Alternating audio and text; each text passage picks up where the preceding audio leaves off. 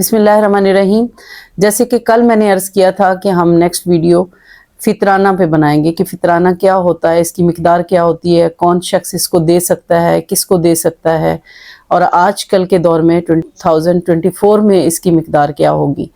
तो सबसे पहले तो हम ये जानने की कोशिश करते हैं कि फितराना, फ़ितर का लफ्ज़ी मतलब क्या है।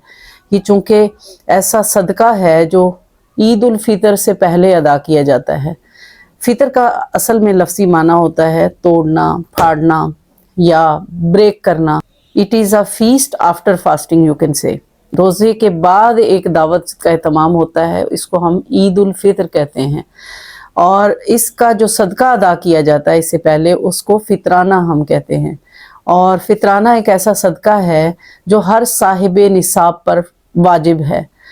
अब साहिब निसाब क्या होगा? अक्सर उलमा, मैं तो कोई आलिम नहीं हूँ और मैं अपने आप को कभी आलिम नहीं कहती, लेकिन उलमा का कुछ ज़ाहिर एक टर्मिनोलॉजी होती है जो उन्होंने पढ़ी हुई होती, तो आम जो बंदा होता है उसको बाज़ औक़ात वो चीज़ें समझ ही नहीं आ रही होती हैं, उसको यही नहीं पता होता कि साहिब निसाब क्या है। तो मैं थोड़ा सा यहाँ पे एक्सप्लेन करना चाहूँगी कि आसान लफ्ज़ों में साहिब निसाब वो शख्स होता है जिसके पास अपनी ज़रूरियात ज़िंदगी के बाद जो उसकी बेसिक ज़रूरियात हैं, ज़ाहिर है उसका खाना है, उसका पीना है, उसका पहनना है, उसका रहना है, या उसकी सवारी है उसकी हैसियत के लायक, उससे हट के जो माल या कोई सोना या कोई प्रॉपर्टी उससे बच के उसके पास हो और वो सारा साल रहे, तो उस शख्स को हम साहिब निसाब कहते हैं। उसकी एक मिकदार जो इस्लाम ने मुकर्रर की है वो 7.5 तोले सोना या फिर 52.5 तोले चांदी है, और उसकी कीमत आप आजकल के प्रेजेंट सिनेरियो में लगा सकते हैं। यानी आपकी ज़रूरियात ज़िंदगी से हट कर से फालतू आपके पास अगर इतना पैसा है, इतनी मालियत का पैसा है, या माल तिजारत है, या प्लॉट्स हैं, या कोई प्रॉपर्टी है, या गोल्ड ही है, या चांदी है, तो फिर आप साहिब निसाब हैं। आपके ऊपर ज़कात देना भी फ़र्ज़ है जो कि 2.5% है सालाना, और आपके ऊपर फिर फितराना भी फ़र्ज़ है। फितराना और ज़कात में फ़र्क सिर्फ ये है, ज़कात जो है फ़र्ज़ है और फितराना वाजिब है। A little bit difference is there. और ज़कात के लिए ये ज़रूरी है कि आप सारा साल साहिब निसाब रहें, यानी साल के 1 महीने में आपके पास पैसे आ गए, 2 महीने आ गए, 6 महीने आ गए, मगर 6 माह के बाद आपके पास वो पैसे नहीं रहते, तो आप फिर साहिब निसाब नहीं होंगे ज़कात के लिए। ज़कात के लिए ज़रूरी शर्त ये है कि वो निसाब जो एक्स्ट्रा निसाब है, एक्स्ट्रा माल है, वो सारा साल आपके पास मौजूद रहे। जबकि फितराने के लिए ये ज़रूरी है कि अगर इतना माल एक्स्ट्रा ज़रूरियात से एक्स्ट्रा माल आपके पास ईद की सुबह को मौजूद है, तो आपने वो उसका फितराना या सदका अदा करना है। इसके साथ साथ ये भी इसका डिफरेंस है कि ज़कात जिस शख्स पे फ़र्ज़ थी, अगर खुदा ना खास्ता उसका माल जल गया या ज़ाया हो गया या चोरी हो गया, तो हालांकि उस पे ज़कात फ़र्ज़ हो चुकी थी, मगर अब जबकि उसका वो माल ज़ाया हो गया तो उस पे वो फ़र्ज़ ख़त्म हो जाएगा और वो फ़र्ज़ नहीं रहेगी। जबकि फितराने के बारे में ये है कि अगर वो साहिब निसाब था, उसके पास वो माल था और उस पे फितराना वाजिब हो चुका था, तो अब वो माल ज़ाया भी हो गया है तो वो उसे ज़रूर अदा करेगा। ये एक इस तरह का सदका है कि जिसके बारे में हमें अहादीस मिलती हैं और उलमा ने ये लिखा है, और हमें ये कोशिश करनी चाहिए कि हम में से हर शख्स, चाहे वो साहिब निसाब है चाहे वो साहिब निसाब नहीं है, वो सदका फ़ितर अदा करे।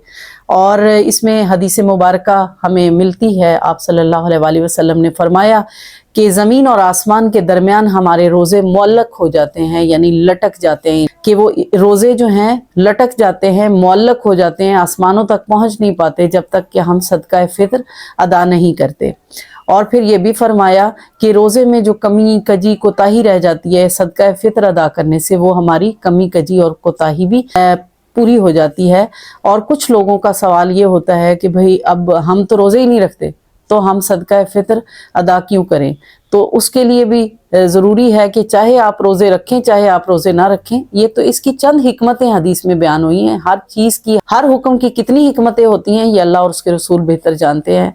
और जो आप रोज़ा नहीं रख रहे, एक तो आप ये भी गुनाह कर रहे हैं और उसके ऊपर आप फितराना जो आपके ऊपर वाजिब है वो भी आप अदा नहीं कर रहे। तो ये सोच भी बिल्कुल सरासर गलत है कि हमने तो रोज़ा ही नहीं रखा तो हमारा फितराना तो रोज़े का होता है। तो कुछ लोग कहते हैं हम तो रोज़ा नहीं रखते इसलिए हम तरावी नहीं पढ़ते। तो ये एक हमने मन घड़त लॉजिक्स बना लिए हैं और ये सारे हीलो हुज्जत हैं अल्लाह के रास्ते से हटाने के लिए, और कुछ भी नहीं है। और ये सब शैतानी वसवसे हैं हमारे दिल में जो आते रहते हैं।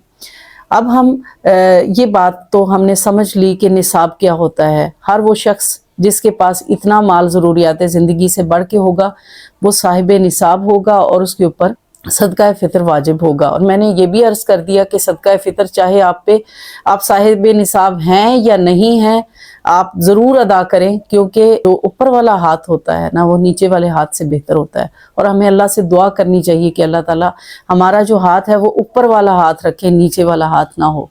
अगर आप अपने माल में से कुछ अल्लाह के लिए खर्च करेंगे तो कुछ कसम उठा के कहा जा सकता है कि वो ख़त्म नहीं होगा, वो आपकी कैलकुलेशन में आपको लगता है कि कम हो रहा है।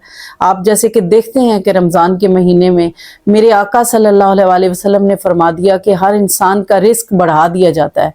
आप दूध वालों का देख लें, दही वालों पे रश देख लें, पकौड़े और समोसे वालों का आप रश देख लें, ग्रॉसरी पे आप रश देख लें, खजूर और पता नहीं क्या क्या फ्रूट, किस किस जगह पे आप को रश मिलता है, बेतहाशा रश मिलता है। जाहिर है जो लोग इन सारे बिजनेस से अटैच हैं उनको अल्हम्दुलिल्लाह उसमें ईद के महीने में टेलर हैं, कपड़े बेचने वाले हैं, ये सारे लोग जो हैं, जूते बेचने वाले हैं, बाकी कोई चीज़ें, जितने भी लोग कारोबार करते हैं तो सबके कारोबार में एकदम से इजाफा हो जाता है। जबकि हमारे हालात तो वही हैं, मुल्क के हालात वही हैं, महंगाई वही है, तो वो रिस्क कहाँ से आ जाता है, इतनी परचेसिंग पावर लोगों में से कहाँ से आ जाती है। तो ये एक क्वेश्चन मार्क है। हमें सोचना चाहिए कि जब हमारे नबी सल्लल्लाहु अलैहि वसल्लम ने फरमा दिया कि रिस्क बढ़ा दिया जाता है तो फिर आप गौर करें अपने इर्द गिर्द के रमज़ान में किस तरह रश होता है। हर अमीर गरीब शॉपिंग ज़्यादा कर रहा होता तो वो रिस्क कहाँ से आ जाता है, जबकि उसके सोर्सेज तो वही रहते हैं। तो ये बात चूँकि मेरे नबी पाक सल्लल्लाहु अलैहि वसल्लम ने फरमा दी है कि रिस्क बढ़ा दिया जाता है, तो इसमें हम ये प्रैक्टिकल लाइफ में इसका मुशाहिदा भी करते हैं। इसी तरह मेरे नबी पाक सल्लल्लाहु अलैहि वसल्लम ने ये फरमाया कि सदका माल को कम नहीं करता। तो अगर आप सदका देते हैं, कुछ एक्स्ट्रा देते हैं, तो आपका माल उससे कम नहीं होगा। और हमें इस पे अगर यकीन होता है तो फिर अल्लाह ताला हमें पता नहीं कहाँ कहाँ से हमारे लिए दरवाजे खोल देता है। इसलिए हर शख्स को ये अदा करना चाहिए। अब रही बात ये कि इसका ये किन लोगों को दिया जा सकता है, कौन कौन लोग हैं जो इसके हकदार हैं। सदका फ़ितर के मसारिफ वही हैं, मसारिफ का मतलब किन लोगों को दिया जा सकता है, किन जगहों पे खर्च किया जा सकता है, जो ज़कात के मसारिफ हैं जो कुरान मजीद ने बयान किए हैं।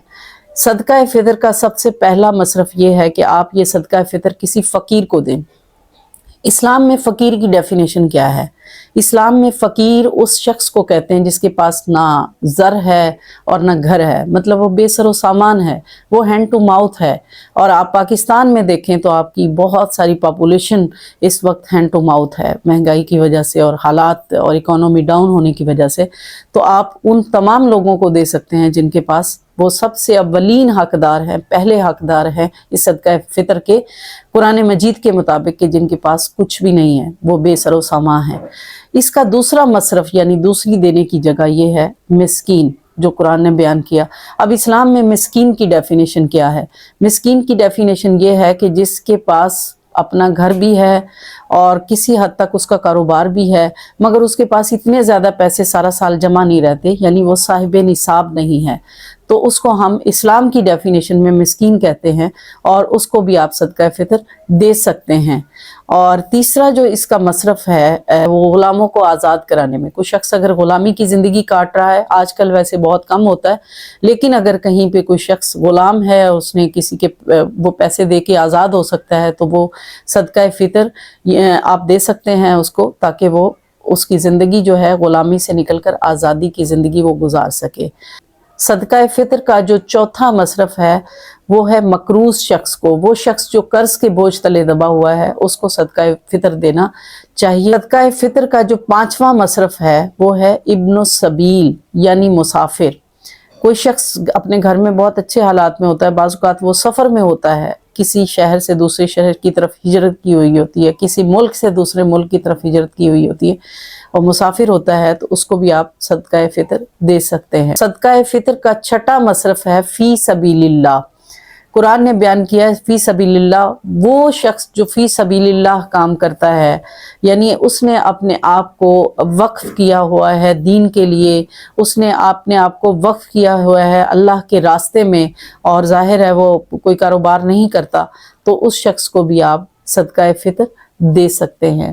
صدقہ فطر کا ساتواں مصرف یہ ہے کہ عاملین جو صدقہ فطر اکٹھا کرنے پہ ملازم لگے ہوئے ہوتے ہیں، مثال کے طور پہ کوئی این جی اوز ہیں، کئی ایسی کمپنیز ہیں، کئی ایسے ہاسپیٹلز ہیں جو صدقہ فطر اکٹھا کرتے ہیں اور انہوں نے ملازم رکھے ہوتے ہیں جو اس کی کولیکشن کرتے ہیں، تو وہ سارے ملازموں کی جو تنخواہیں ہیں وہ بھی آپ صدقہ فطر سے دے سکتے ہیں۔ اور صدقہ فطر کا ایک مصرف یہ بھی ہے کہ جب دین کی قدریں پامال ہو رہی ہوں تو اس وقت اپنے پیسے کو خرچ کرنا دین کی سربلندی کے لیے، یہ بھی صدقہ فطر کا ایک مصرف ہے۔ تو اس میں آج کے اس چھوٹے سے لیکچر میں ہم نے کوشش کی ہے کہ ہم یہ جاننے کی کوشش کریں کہ صدقہ فطر کیا ہوتا ہے، یہ کن لوگوں پہ فرض ہوتا ہے اور کن لوگوں کو دینا چاہیے، اور احادیث کی روشنی میں اس کی اہمیت کیا ہے۔ اور اب ہم آتے ہیں کہ اس سال یعنی 2024 میں ہمارا صدقہ فطر کتنا بنتا ہے۔ جو صدقہ فطر کی مقدار ہے وہ شریعت نے جو مقرر کی ہے وہ 2 کلو اور 50 گرام آٹے کی قیمت ہے۔ جو آٹا بھی آپ گھر میں استعمال کرتے ہیں اس کی جو قیمت ہے 2 کلو اور 50 گرام آٹے کی قیمت، اس کا آپ صدقہ فطر ادا کر سکتے ہیں۔ اس میں بہت زیادہ میرا ذاتی خیال یہ ہے کہ اس پہ تنقید نہ کرے کہ اس پہ آپ اتنی باریکی میں نہ جائیں کہ اتنے روپے بنتے ہیں۔ اگر عام طور پہ آٹا 170 روپے یا 180 روپے مل رہا ہے، تو اگر 2 کلو آٹے کی قیمت 170 یا 180 کے حساب سے آپ لگائیں تو آپ پورا حساب نہ کریں، آپ 500 روپے دے دیں، اور یہ 500 روپے کی آپ ویلیو سمجھتے ہیں کہ کتنی ہے۔ تو اللہ جب حساب کتاب نہیں کرتا ہمیں دیتے ہوئے، تو ہم اتنا اس کی راہ میں دیتے ہوئے حساب کتاب نہ کریں۔ اور میرے آقا صلی اللہ علیہ وآلہ وسلم کی سنت سن کے آپ کو بڑی حیرانی ہوگی کہ آپ صلی اللہ علیہ وآلہ وسلم نے زندگی بھر اپنا آٹے کے لحاظ سے صدقہ فطر ادا نہیں کیا، بلکہ کشمش کے لحاظ سے، کشمش کے ریٹ کے لحاظ سے آپ صلی اللہ علیہ وسلم اپنا صدقہ فطر نکالتے تھے۔ تو ہم میں سے جو لوگ صاحب حیثیت ہیں ان کو چاہیے کہ آج کل کے مہنگائی کے دور میں اگر آپ 500 روپے بھی دیں اس حساب سے جو شریعت نے آپ کو دیا ہے، بہت کم آپ کا صدقہ بنتا ہے، 500 سے بھی کم بنتا ہے، مگر اگر آپ 500 بھی دیں تو 500 سے کسی غریب کا کیا بن جائے گا۔ اس سے بہتر ہے کہ آپ اگر صاحب حیثیت ہیں تو میرے نبی صلی اللہ علیہ وسلم کی ایک اور سنت میں عمل کرتے ہوئے آپ کشمش کے لحاظ سے، کشمش کے وزن کے لحاظ سے آپ صدقہ دیں۔ تو 2024 میں جو میرے علم میں ہے، کشمش اس وقت 1000 سے 1200 روپے کلو ہے۔ اگر آپ بہت اچھی کشمش پہ جائیں تو وہ اس سے بھی تھوڑی مہنگی ہے۔ تو آپ کی حیثیت اگر ہے تو آپ کشمش کے لحاظ سے 2 کلو اور 50 گرام کا ریٹ نکال لیں اور اس لحاظ سے اپنا صدقہ فطر ادا کریں۔ اور لاسٹ میں کوشش کروں گی کہ اور یہ بھی ہے کہ کچھ لوگ یہ سمجھتے ہیں کہ اب تو ہم نے عید کی نماز پڑھ لی تو صدقہ فطر جو ہم پہ واجب تھا وہ ہم ادا نہیں کر سکتے۔ صدقہ فطر عید کی نماز کے بعد بھی آپ ادا کر سکتے ہیں اور پورے سال میں کسی بھی وقت ادا کر سکتے ہیں، لیکن بہتر طریقہ یہ ہوتا ہے کہ پہلے ادا کیا جائے، اور اس سے بہتر طریقہ یہ ہے کہ ہم رمضان کے شروع میں ہی کسی ضرورت مند کو کی ضرورت پوری کر دیں۔ ہم اس کو کپڑوں کی صورت میں بھی دے سکتے ہیں، کھانے کی صورت میں دے سکتے ہیں، کسی صورت میں بھی ہم اس کو دے سکتے ہیں، تاکہ اگر آپ 27 یا 28 رمضان کو یا بالکل آخری دن کسی کو کپڑے بھی دیتے ہیں تو وہ اس کے اتنے کام نہیں آئیں گے، کیونکہ اسے پتہ ہی نہیں ہوگا کہ مجھے یہ چیز ملنے والی ہے، تو اس کی عید کی تیاری میں بھی کافی زیادہ مشکلات آئیں گی۔ تو اگر آپ نے کسی کو کچھ بھی دینا ہے تو آپ کائنڈلی ابھی سے دے دیں تاکہ آپ کا صدقہ فطر کسی کے کام آ جائے۔ اللہ سے دعا ہے کہ اللہ تعالیٰ جو کچھ ہم کہتے ہیں، جو کچھ سنتے ہیں، اس پہ عمل کرنے کی توفیق عطا فرمائے۔ وما علیہ الا البلاغ۔